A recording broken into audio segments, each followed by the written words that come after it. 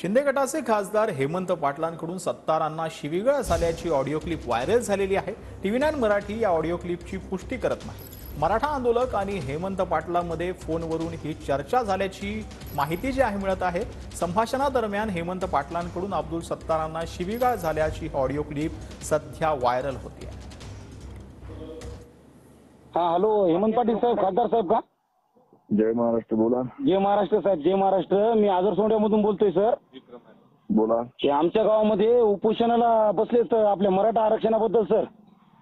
बरं, आता 20 तारखेला ठेवलं ते ना अधिवेशन. अहो सर, तू अधिवेशन ठेवले हो, पण तुमच्याकडून तुमचं काय गांभीर्य वाटेना सर आम्हाला. अरे लोकसभेमध्ये बघितलं नाही मी किती बोललो ते. हो बघितलं साहेब, मात्र ते कालचं तुमचं बघितलं की आमचं तुमच्या नजरेतून थोडी इमेज कमी वाली साहेब. मोठा अजून कोणी राजीनामा दिला महाराष्ट्रात सांगा तुम्ही? राजीनाम्याची तुमच्याच माणसानं सर हिंगोलीमध्ये चेष्टा केली होती. त्यानं करू द्या ना मग ते नाही का मग मी. हो, अब्दुल सत्तार मग तुम्ही कशाला काळजी करता?